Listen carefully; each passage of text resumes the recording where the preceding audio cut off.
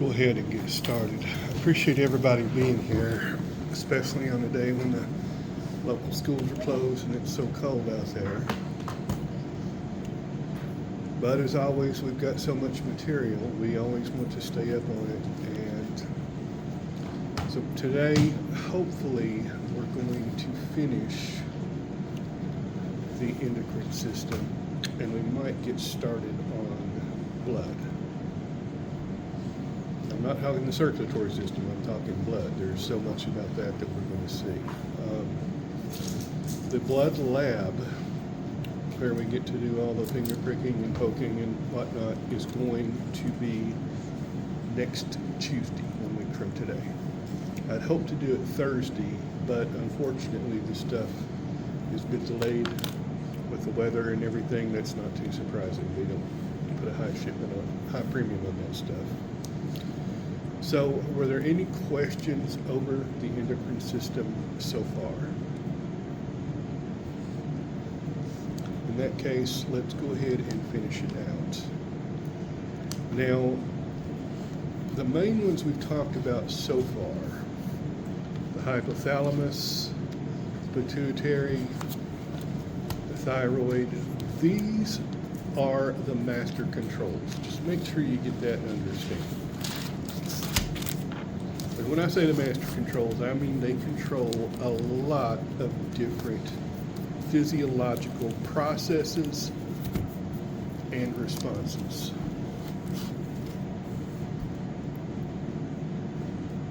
As you're studying it, those are the ones that will be the most strategic in terms of the big picture. What we're going to talk about next, we're starting to get into some that are more specific in their function. I don't want you thinking they're any less important, but they don't have the systemic effect that you see from the big three. And the first one is the pancreas. The pancreas.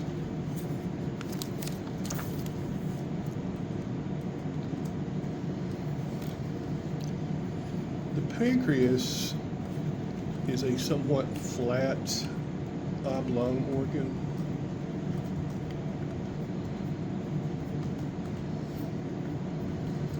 And it's interesting because technically it's part of both the endocrine and the exocrine system. So it secretes hormones into the blood, and that's what we're going to talk about in much more detail than you ever want to know today. But it also secretes hormones and products directly into the digestive system.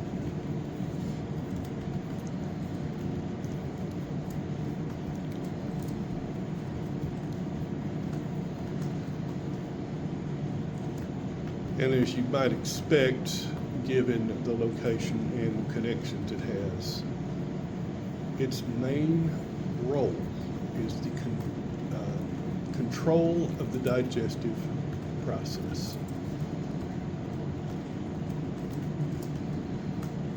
I'm not going to say control of metabolism, because metabolism is so much more than just energy. We've talked about it as being energy, and that primarily is the focus. But this is related specifically to breaking down food for energy.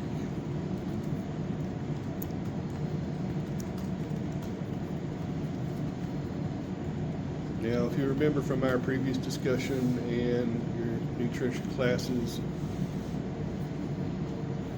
you know that humans get energy primarily from three sources: lipids, carbohydrates, and proteins.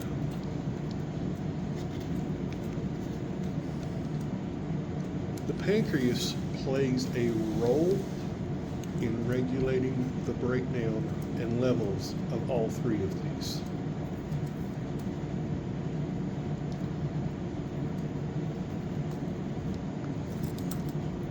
But the most important one by far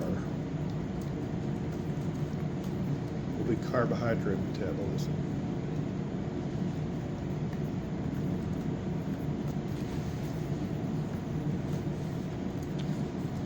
And the reason for that is because neurons use a single energy source, and that is glucose.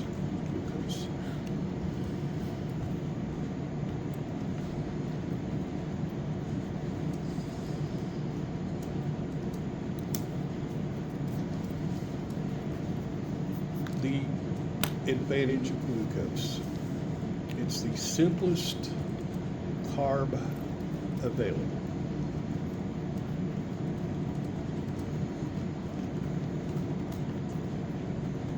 What does that mean?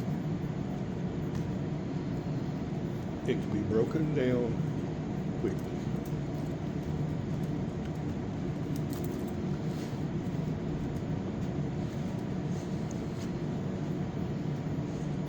There are two processes at work here. The first one is glycolysis.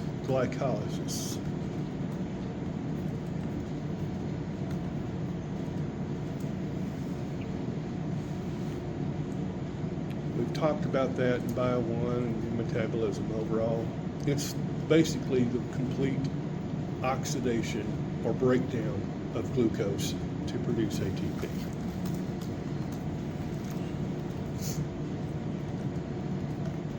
It starts in the cytoplasm and then moves into the mitochondria. Starts in the cytoplasm and then moves into the mitochondria.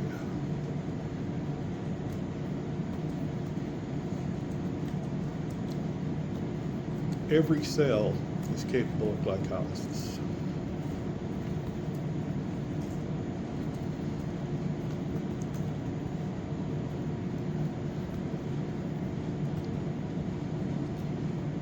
The reverse of this process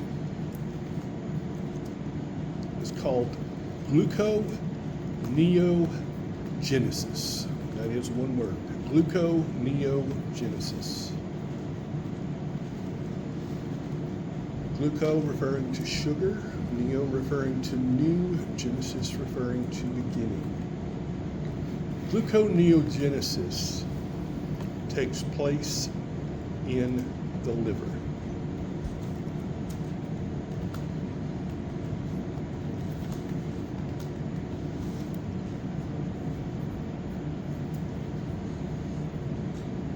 You probably don't think of humans as being capable of making sugar, do you? Morgan's laughing because her grandpa always says she's so sweet. Am I right?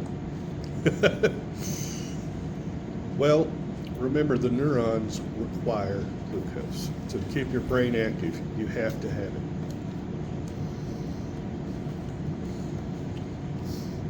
Normally, you get enough of it from your diet.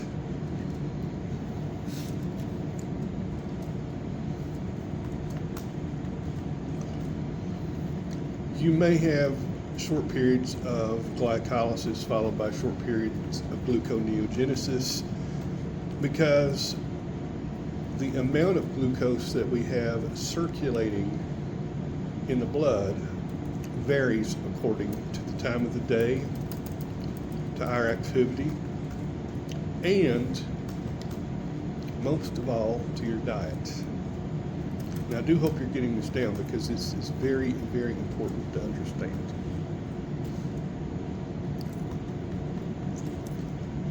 Anybody here ever gotten a sugar rush? You eat a lot of something sweet, you spike your blood sugar, you feel it, don't you? Anybody here have a sugar crash? Yeah, and you feel it. That's kind of an extreme on either end of the normal fluctuation.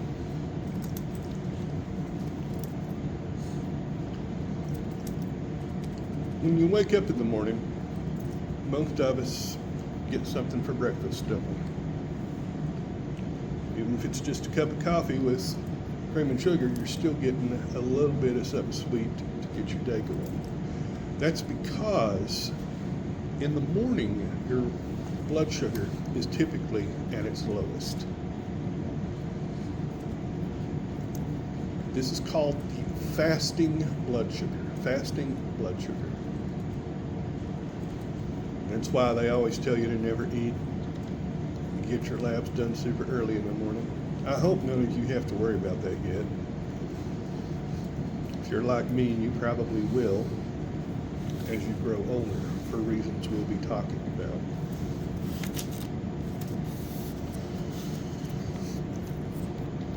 The pancreas regulates that number.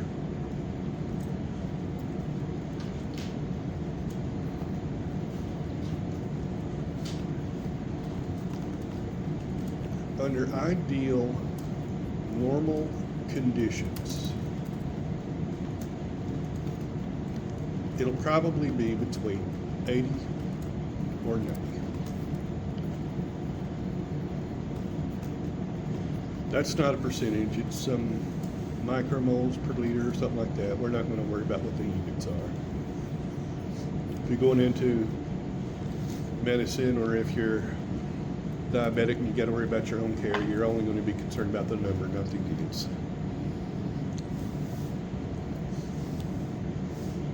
After eating, it will be higher. Typically, it takes 1 to 2 hours before you see the spike.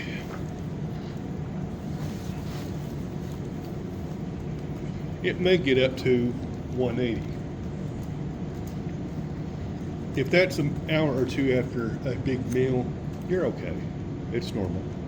It'll taper off.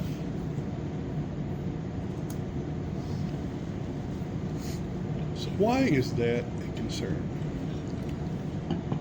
Because it represents the amount of energy you have available for homeostasis.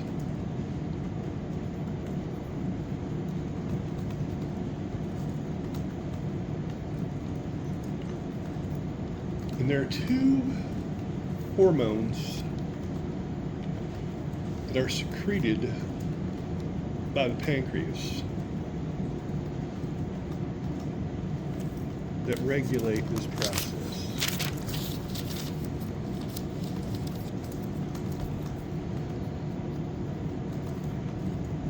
The first one is called glucagon. Glucagon. Glucagon, glucagon.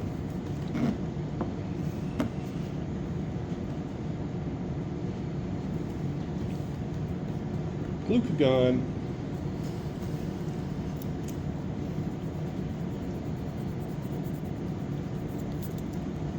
is produced in response to low blood sugar.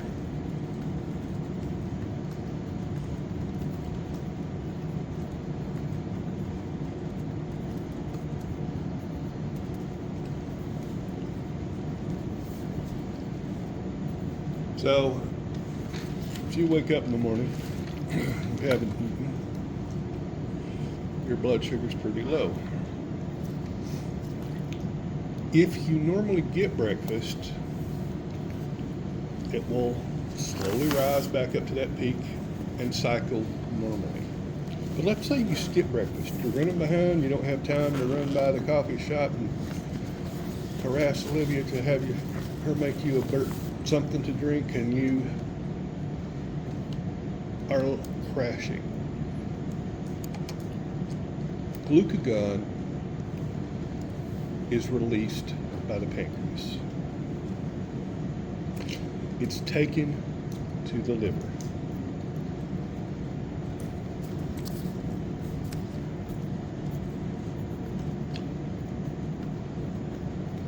The liver has a supply of something called glycogen. And glycogen is just made up of branched chains of glucose molecules. Branched chains of glucose molecules. It's the animal equivalent of starch.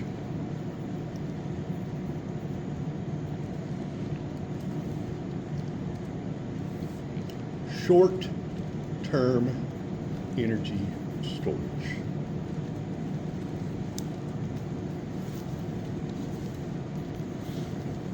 Now, I call that the ready reserve. That's just my personal term for it. It's like having cash in your wallet. What can you use cash for? Just about anything, right? But I'd be willing to bet most of us don't carry around $1,000 in cash, am I right? You might have 10 or 15 bucks, maybe 20, enough to go buy and get you a Big Mac or something like that, but you're not really going to be able to go make a big purchase without running by the ATM. That's the point I want you to take about glycogen. It's a temporary, short-term solution. You skip a meal, you're going to break down the glycogen in your liver to glucose. Your blood level of glucose is then going to rise back up, isn't it? Everybody see how that works? You ate a big lunch, part of that glucose is used for energy in the normal process of your day. You got a little bit of excess, the liver makes more glycogen, replenishes the supply. In other words, you go by the ATM and you pull out a little extra cash. Everybody clued in on this.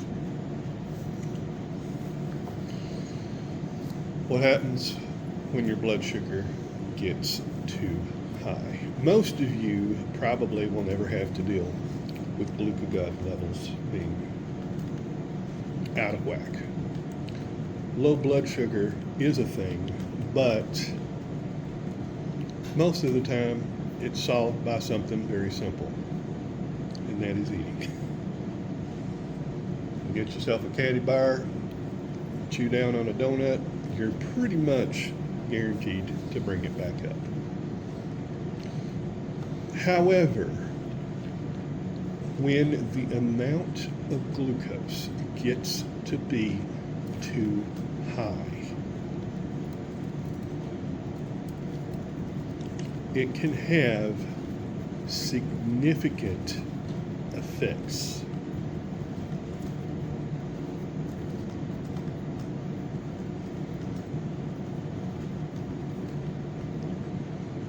And there's a special hormone that regulates this called insulin. Insulin.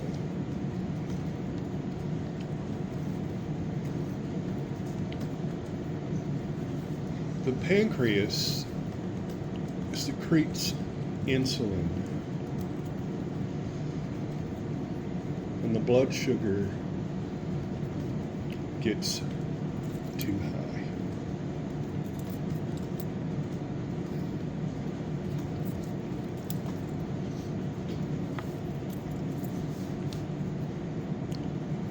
Insulin itself is a very, very short polypeptide.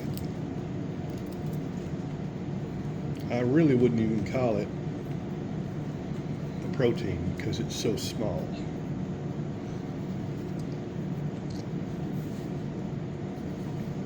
And what it does is exactly the opposite of glucagon. This is what stimulates the liver to form glycogen.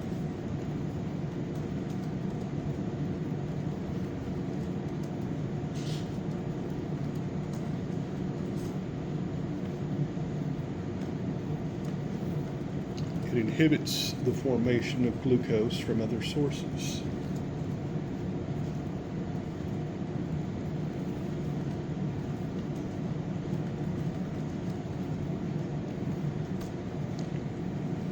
It also stimulates adipose tissue to store fats.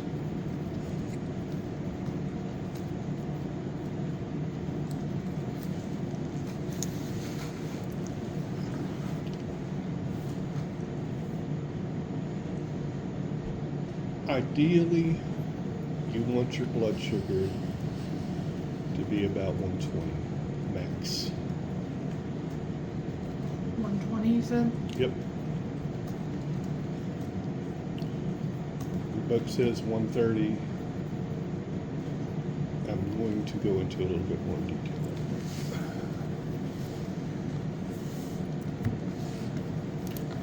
Again, you do see normal variation throughout the day based on what you eat.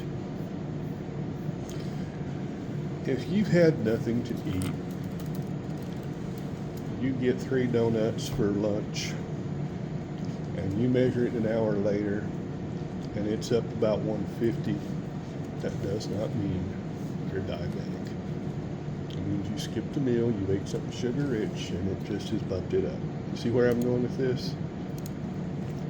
Your body produces insulin in the pancreas. Insulin is secreted to the bloodstream.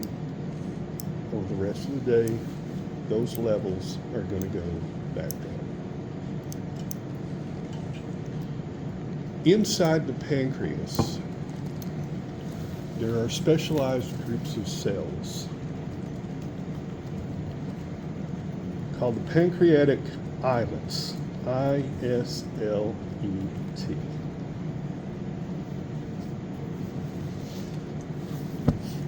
The old name were the islets of Langerhans. No, you don't have to know that. Yes, that's how I learned it. Yes, I'm old and will probably refer to it.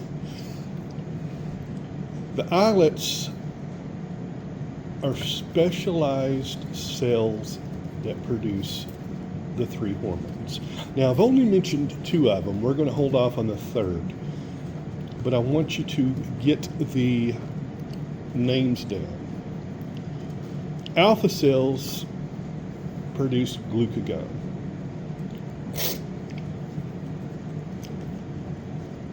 Beta cells produce insulin.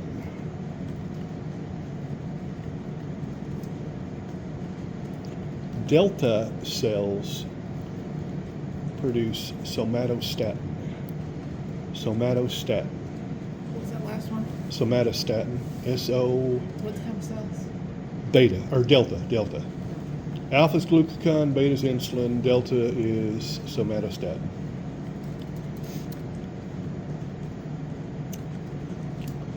And as you might imagine, glucagon and insulin more or less go hand in hand.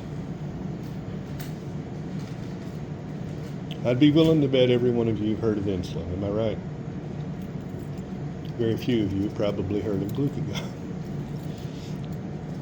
Because most of us don't have to worry about low blood sugar. Like I said, it's a naturally solving problem. You get hungry, what do? You eat. Everybody know where I'm going with this, I assume. Diabetes. Diabetes mellitus or mellitus, I've heard it pronounced both ways.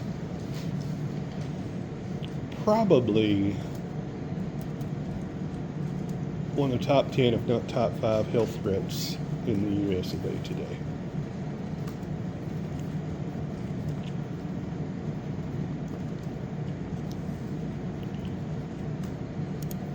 There are 2 flavors of diabetes, type 1 and type 2.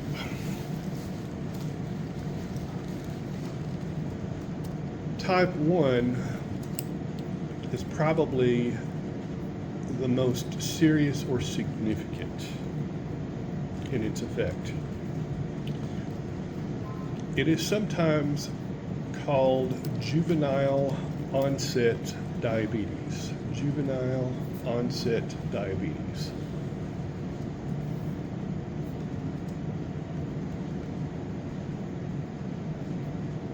Because typically, if you're going to develop this, you do so by age 20.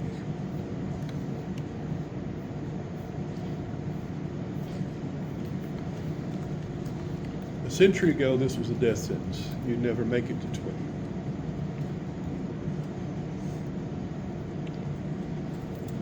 Your blood sugar would keep rising, You'd eventually go into ketoacidosis, fall into a coma, be unresponsive, and die.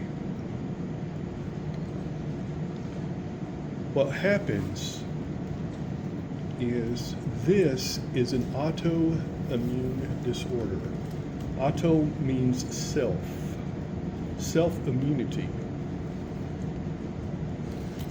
Autoimmune disorders are a class or group of conditions where the body attacks itself.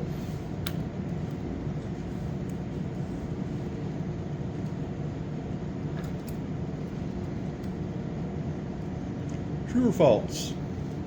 You can become allergic to anything at any time. True. True. Good example, my mother, for most of her life, was not allergic to poison ivy. To the point where she had a cousin she didn't like, and she once convinced her cousin that this was some kind of thing that made your skin smell good. I don't remember the details, but anyway, her cousin took the leaves, crushed them up, and smeared them all over her stomach. Well, as you might imagine, she broke out in hives. Mom did the same thing. It never affected her. About 6 or 7 years ago, when I had first moved back, Mom had been out in the garden. Later that evening, she's scratching in her hands, wanted me to look at them. And I noticed that she had some little black contact dermatitis. Now, allergic reaction. And I said, "Were you working the garden?" She said, "Yep." And I said, "Let me check." So I went out there, and sure enough, leaves of 3, let it be. Well, guess what was out there? Toxic Cadendron radicans, poison ivy. And I told her what it was, and she said, "It can't be. I've never been allergic to it." I said, "Congratulations, you are now." That process is called sensitization. Sensitization. There's a threshold. Once you cross that, for whatever reason, your immune system now recognizes it as foreign and attacks it.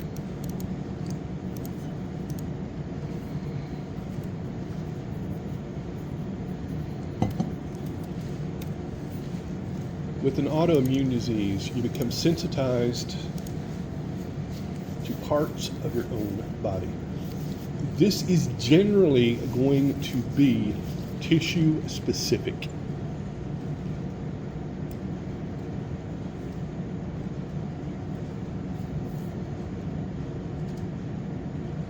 In the case of juvenile onset diabetes or type 1 diabetes, the immune system attacks the pancreatic islets and destroys them.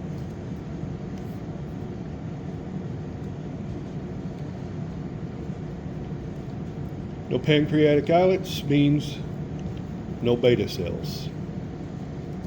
No beta cells means no insulin.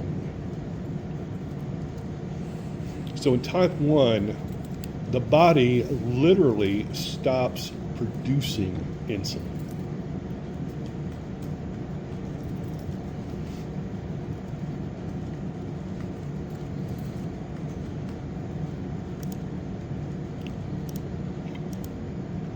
And I don't remember when it was they first tried this. It was several decades ago, 70, 80, 90 years ago, something like that.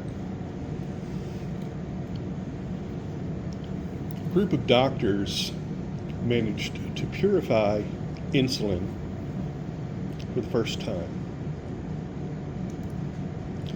They went to the diabetic ward of their hospital where they had all these patients in comas. Now remember, these people have not been awake for years. They injected them with the purified insulin, and they woke up. There's a movie about this. I think it's called Awakenings. I haven't seen it. Don't watch a lot of that type of thing. But, I mean, people were getting up. They were interacting with the staff and the doctors. They were, for all intents and purposes, normal. Because the insulin lowered their blood sugar. But, and this is the thing I really want you to know, it is very, very difficult to extract and purify protein.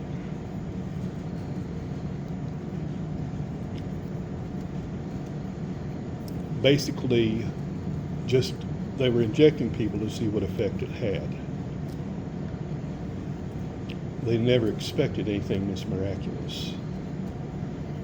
But they didn't have any more insulin purified, so they couldn't treat them. And almost all of them went back into comas. Up until the 1970s, the only source for insulin was from slaughterhouses. Pork insulin or pig insulin, cow insulin. And it was hundreds of dollars a dose.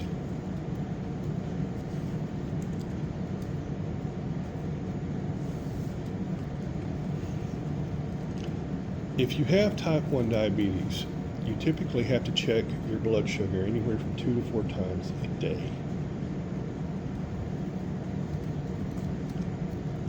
If it gets too high, what do? You give yourself an insulin injection.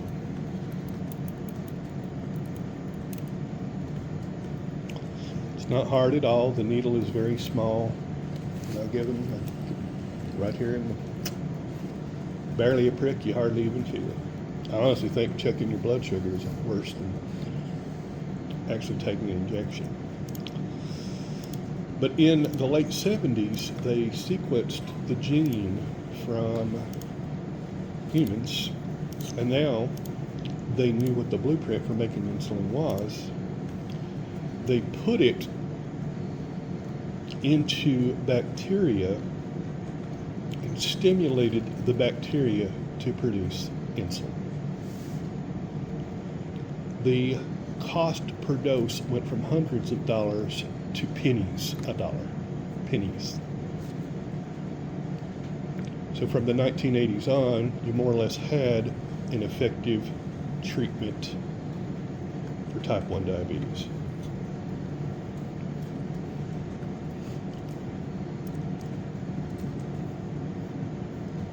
Growing up, I knew 2 people my age, a little older, that had diabetes. One of them died about 10 years ago. He made it to his mid-40s. He had it very severely.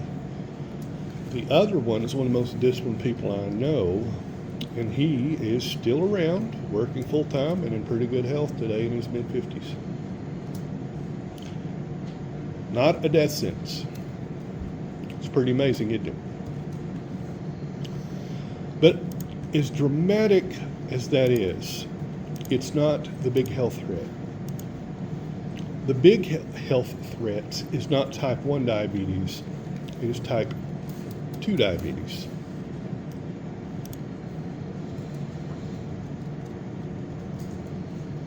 And I say that as a type 2 diabetes sufferer. This is often called adult onset diabetes, because you typically do not develop it until later in life.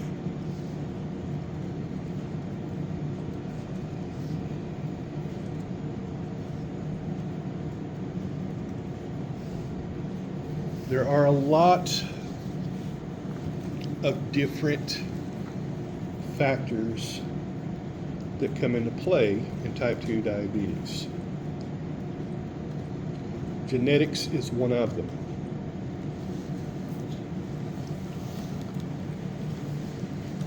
My father was diabetic, my mother was diabetic, my grandmother was diabetic, all of my dad's brothers were diabetic. Do you think I have it in my family? Absolutely. Second is age. And these are not necessarily in order of strength. These are just different symptoms or different risk factors. Third would be diet.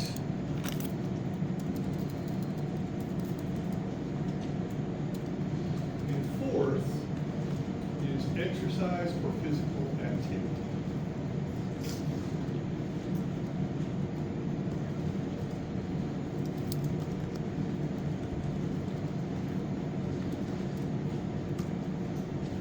You could put fifth, you could put body weight.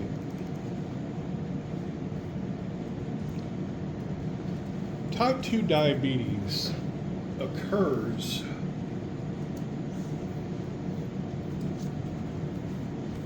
when your body essentially stops responding to insulin. Your book says the cells no longer recognize it. It's a little bit more complicated than that. This is not medical biochemistry, so we're not going to get into it. Is that okay to everybody?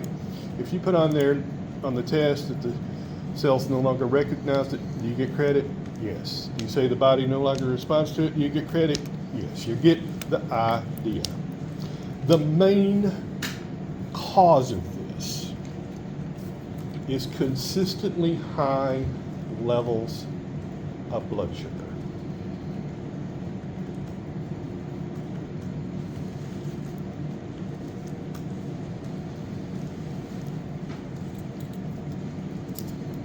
If you eat or drink a lot of sugar-rich foods, as you age, your ability to respond to insulin is going to drop. What it amounts to is you have, in essence, circumvented the negative feedback loop between insulin and glucagon. Remember I said, if you don't eat, you get hungry, right? For low blood sugar, there's almost always a solution. You're going to get hungry enough, you're going to eat.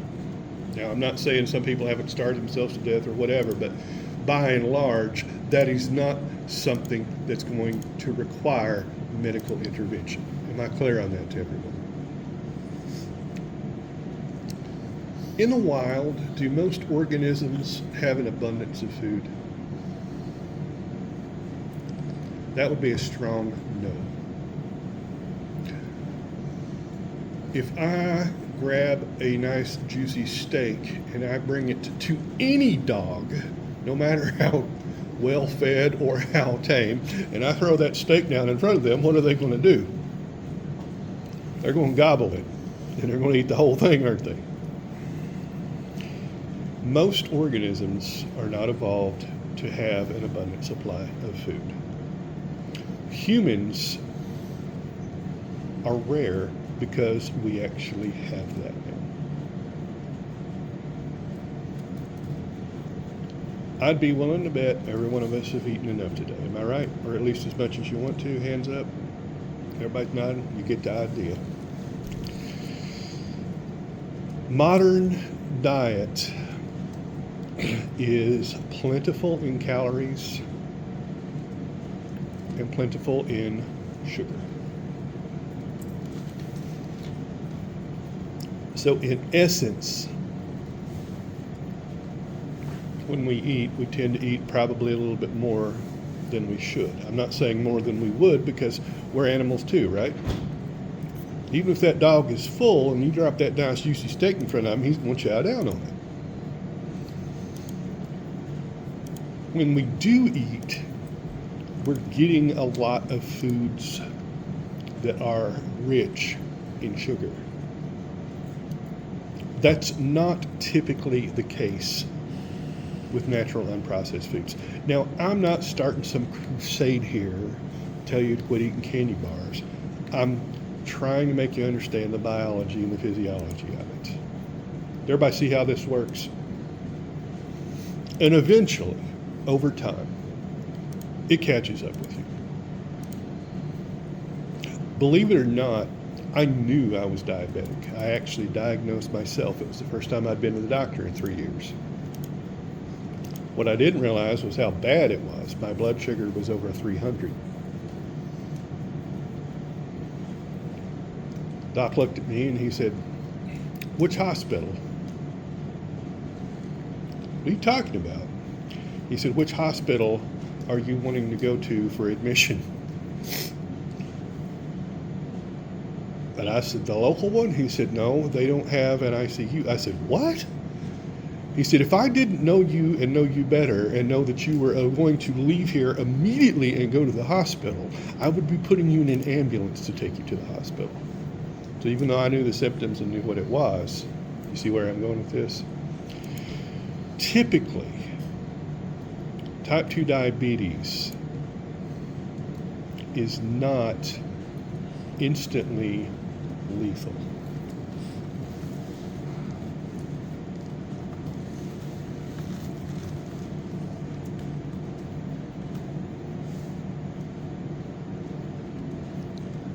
The big concern isn't that you're not getting enough energy or that you're getting too much,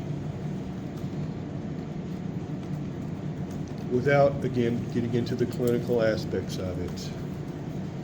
High levels of blood glucose have a host of bad effects on the body.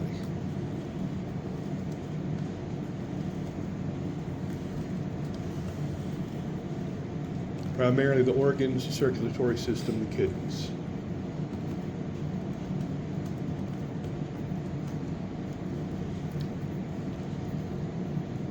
So now that I know I'm type 2 diabetic,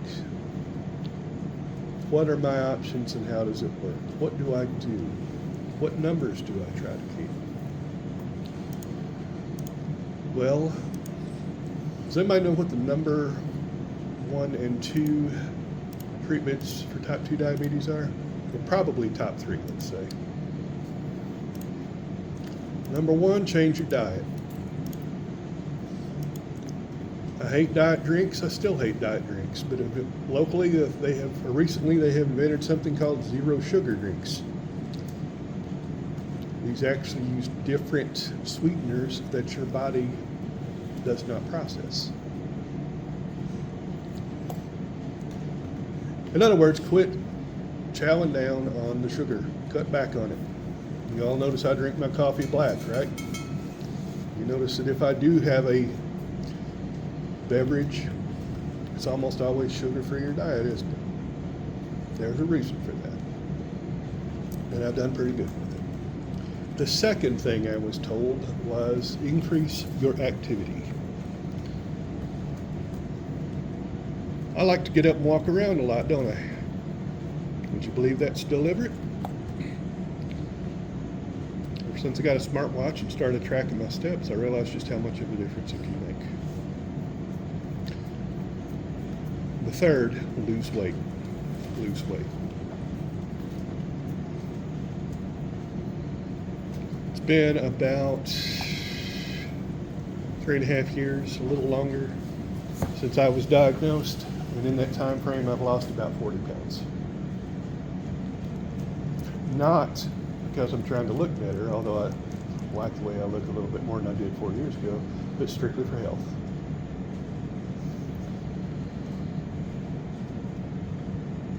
There are medications that can help that. The most commonly prescribed one, and I do mean common, that every single diabetic person I know that gets treated has been on this. It's something called metformin.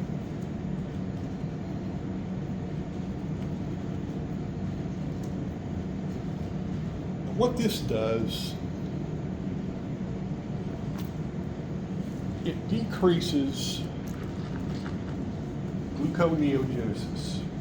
It basically inhibits gluconeogenesis. It also increases the amount of glucose cells absorb. Sounds a lot like insulin, doesn't it?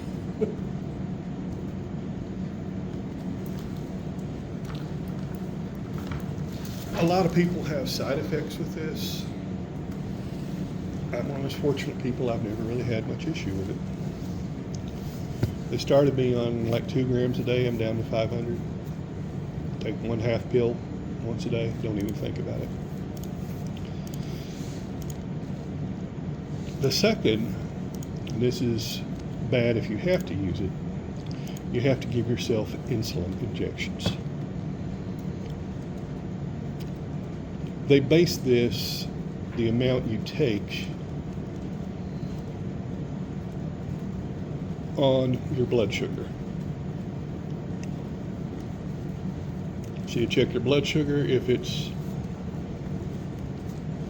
higher than it needs to be, you figure out how many units above 130 it is, and you use that many units of insulin, and you inject it directly. I'll show you all this next week. That sound cool? And remember, we said the body does not respond as well to insulin. We didn't say it doesn't work. You see how this goes? What it amounts to is, since my body is still producing insulin, but it's not lowering my blood sugar, I just spike my blood sugar. I spike my blood with a large amount of insulin, which forces the blood sugar down. I haven't had to give myself an insulin injection in almost 2 years. I'm going to break that for you guys. It's no big deal. You get to the point where you almost don't even feel it. I know y'all are like, how on earth can you get used to that? Well, when you live with chronic pain, you got all these other things. It's amazing what you can get used to. The other third type of treatment, y'all ever heard of these drugs called Ozempic, semaglutide?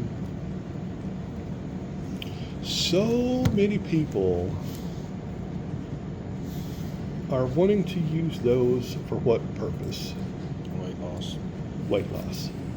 Not medical weight loss, but hesitate to say vanity. Appearance related aesthetic weight loss. And this stuff is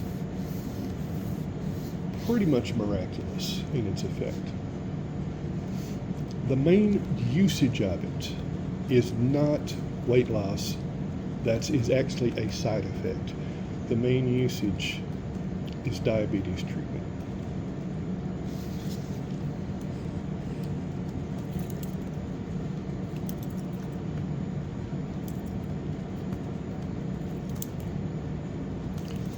This is an injection you give yourself once a week.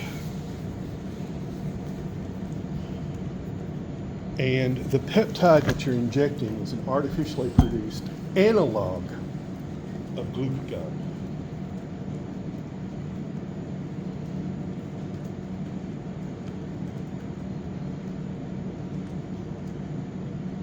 Now remember, glucagon, that's when your blood sugar gets too low, right? What happens when your blood sugar gets too low? What do you get? Hungry. You eat. If this stuff acts like glucagon, what does it suppress? The appetite.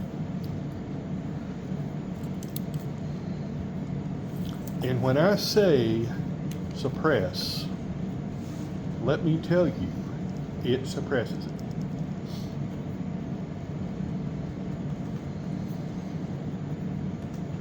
How many of you ate breakfast today? Just none of you? No. Eat? How many of you had lunch today at least? Raise your hand. It's 1:30 in the afternoon and you've eaten nothing. Protein shake. I had coffee. Here I thought, yeah, I'm going to show you how much it kills the appetite, and I've actually had lunch. I had a ham sandwich, 3 sprigs of broccoli, and a little handful of potato chips. And that's probably about all I'll eat today. Because the dosage I'm on, I just do not get hungry. See how many belt-sized doublings I've gone in through here? I had to take it up another notch because I'm losing weight. What it amounts to is Your body breaks down adipose tissue to get additional glucose. In essence, you're starving yourself. But since you don't have the physiological effect of hunger, you don't care. I mean, I'm not hungry. No more than I've eaten. Are you starving? Y'all got such willpower.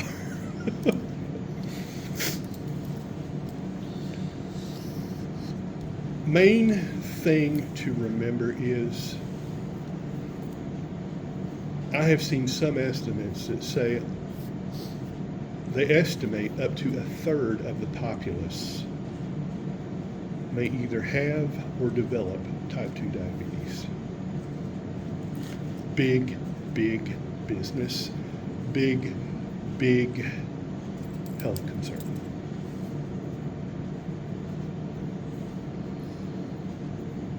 This will become more apparent as you get older.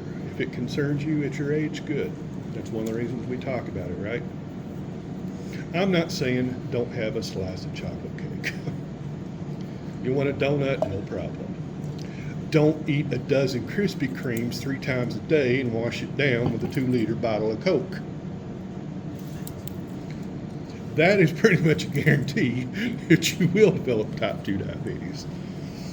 And I hope y'all understand, I'm not trying to make a big production here, but I want y'all to be a little bit concerned about your health because you only get one body and you don't necessarily get replacements. And as you get older, it does get a little bit tougher. And I'll hopefully spare you some of this. So enough with the diabetes. Is everybody cool with that? Okay. Next up, and that should be it for the pancreas. Oh, wait. I forgot. Somatostatin.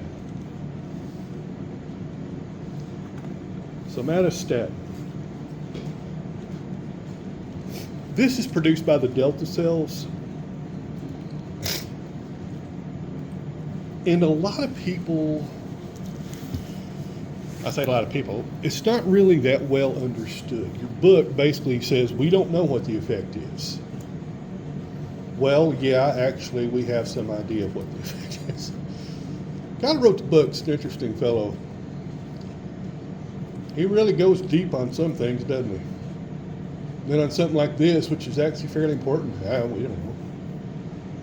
I think he must have just ran out of time before the deadline, said I'll just say no, we don't know, and leave it at that. This hormone suppresses both insulin and glucagon.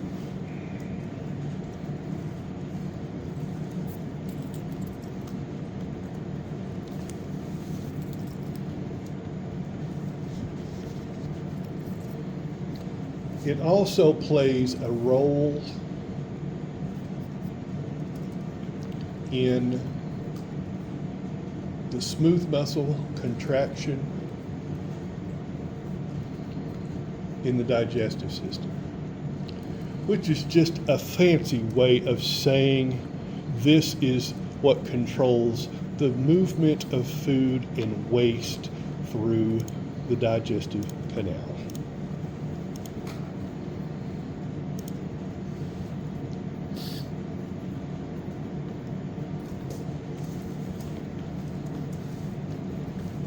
It is involved in some other things, but I think that's sufficient for what we talk about. Is everybody okay with that? I at least want you to understand it does play a role, and we do know it. It's not just like, oh, we don't know, we're clueless. So any questions about the pancreas or the 3 hormones it produces? Okay. Let's take a break.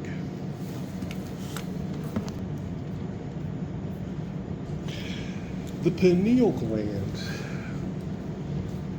is located very, very deep in the brain.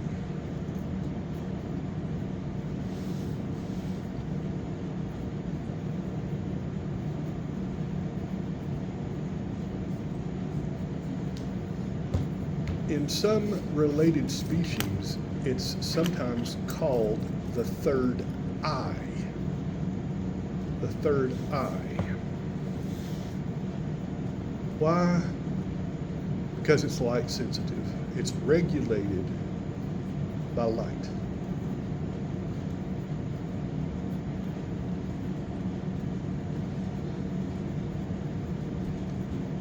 Light stimulates it. Darkness inhibits it.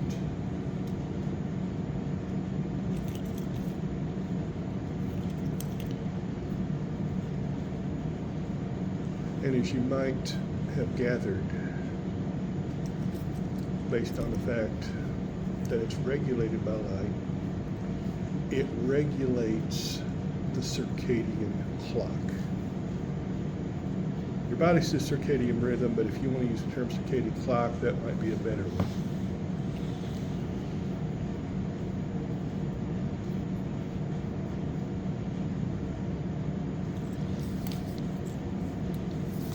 It seems like a small thing,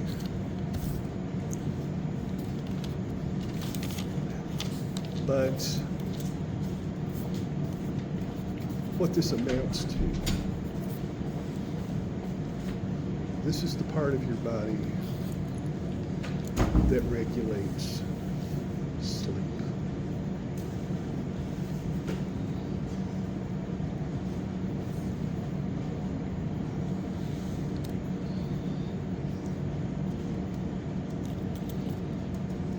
How many of you stayed up past midnight last night? How many of you rather? How many of you got up before 7 this morning? Not by choice. You're feeling it too, aren't you? Yeah. I am too. I'm not gonna lie.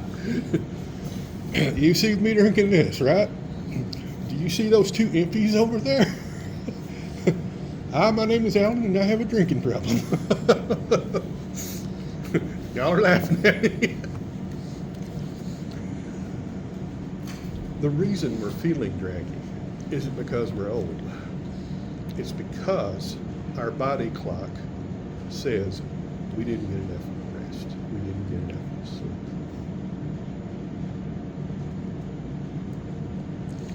The pineal gland is what controls all of this through the production of a hormone called melatonin.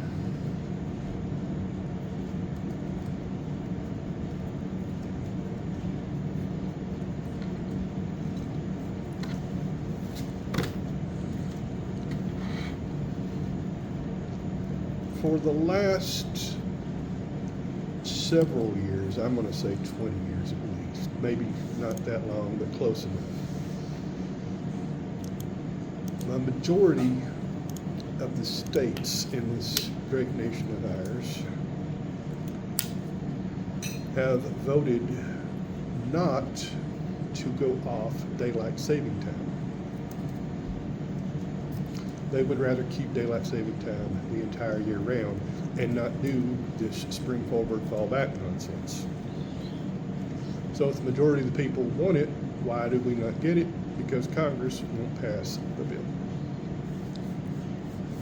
Y'all didn't know that, did you? Despite the fact that that simple shift in time actually causes injuries, death, and lots of lost dollars in terms of productivity. Did y'all realize that? How many of you like the time change? I do. I don't. I do. All of this is because of the pineal gland. As humans, since this is regulated by a hormone, we set a clock. And make sure you understand that. This is not a nervous response or a nervous system response that's immediate. It lasts a fairly long time.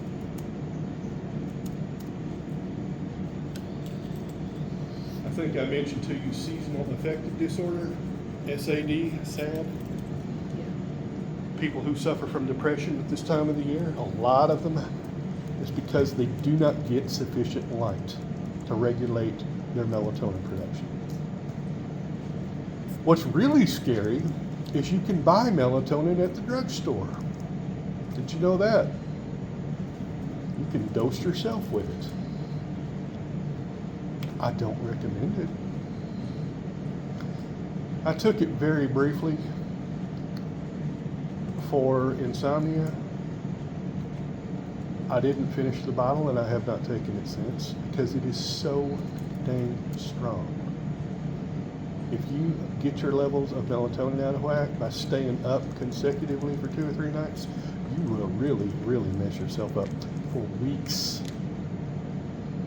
Make sure you get that down. This is a long-term effect. The main people who suffer in this case are people who live in extreme latitudes.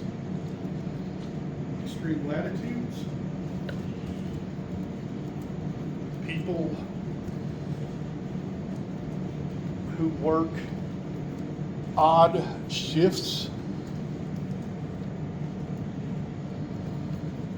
like the graveyard shift 4 to 12, or the morning shift, or the night shift, something like that. If you really want to mess somebody up, put them on a rotating shift. Today you're 8 to 4 this week. Next week you're 4 to midnight. The week after that you're midnight to 8. It can take years off your life. I'm not joking when I say that. You heard of the land of the midnight sun? It's also the land of daylight darkness. Anybody here ever seen the movie Insomnia?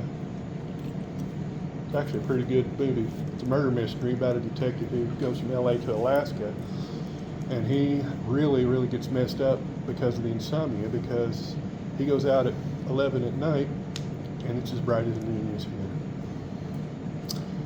Very, very real, folks. This is something you may very well encounter. The last way it can affect you would be with things like jet lag. Jet lag.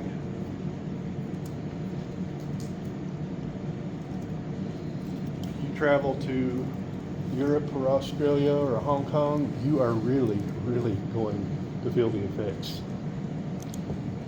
Obviously, some people are affected more by this than others. It depends on a lot of factors. Age is a consideration.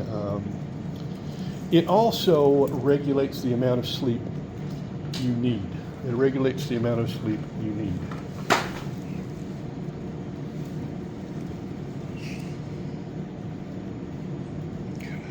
Is anybody willing to have me pick on them? Sure.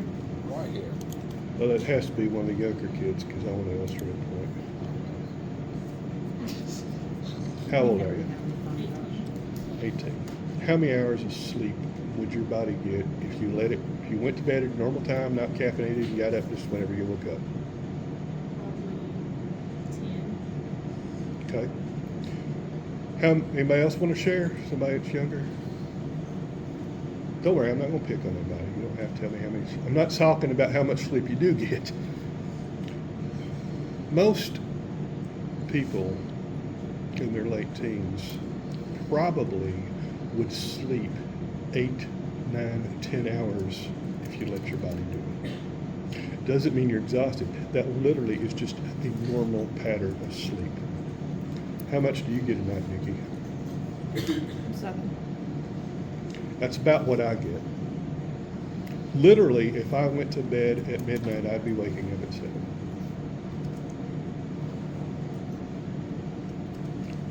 Why the discrepancy? There's a lot of difference in our age, right? 18 and 55. You generally, as you age, you need less sleep. If you can figure out why, you've solved one of life's great mysteries. But the pineal gland is what regulates all of this. Then we got the thymus.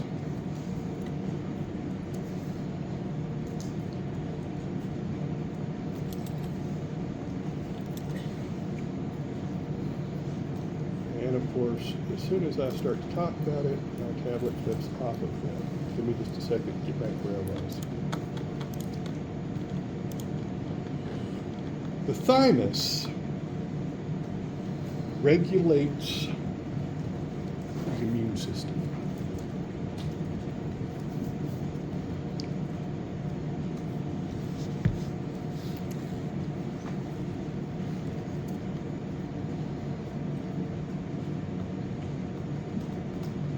The hormones it produces are called thymosins. Thymosins.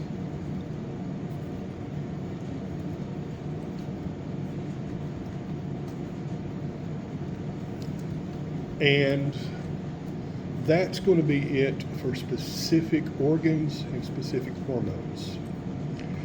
I do want to point out something, though. I want you all to hear this and understand it. Other organs with other functions can and do secrete hormones. You're not going to have to know these. Just be aware that it happens, okay? The heart, believe it or not, actually secretes hormones. Didn't know that, did you? The liver secretes one that's fairly important. It's called erythropoietin. We'll talk a bit more about that in the next chapter. It's one that regulates the production of red blood cells. Obviously, the reproductive organs, they secrete hormones, both the testes and the ovary. Here's one that might surprise you, the placenta. The placenta actually plays a role in gender development. In what? Gender development. Makes sense because placenta comes from the male. Pretty wild stuff. The body is rarely as simple as we want to make it out to be. Last thing, stress. The body wants to maintain homeostasis. Anything that knocks it out of that is called a stressor. A stressor.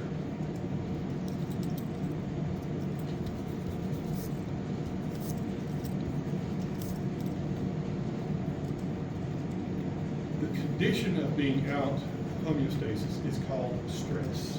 Stress is the condition of being out of homeostasis. Physical stressors. It's cold out there, isn't it? Pain.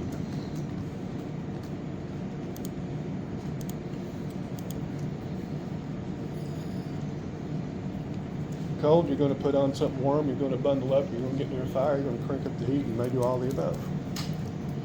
Pain. You're going to move away from the source of the pain, aren't you?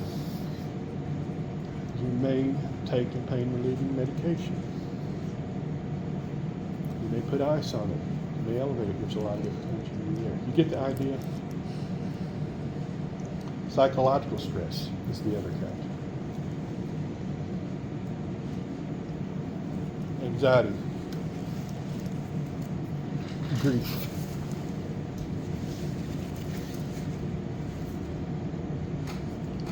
I'm not going to go too much into these because there's so many different things. But I want you to understand those can and do affect the body just as much as physical stressors. And you basically got two types of responses: immediate and long term. We've all felt immediate stress response. I don't have to explain that to you. If you've ever had a jump scare, you've gone on a roller coaster, you know what I'm talking about, right? Those generally are brought back to equilibrium fairly quickly.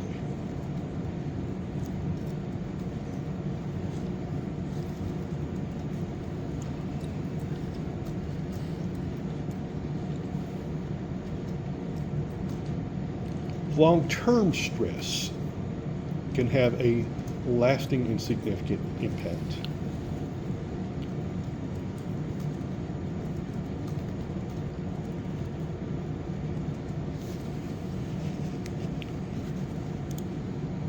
Long-term stress essentially degrades the ability of the body to function.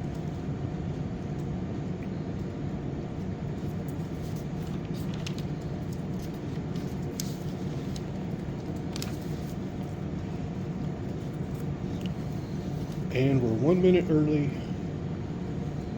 and we're done. So I'm gonna let you guys take about, what do y'all want, 10 minutes this time? Is that too long? 5 minutes, what do you want? 10, I walk slow. Okay. Let's meet back in here at 10 after. And then we'll talk about options.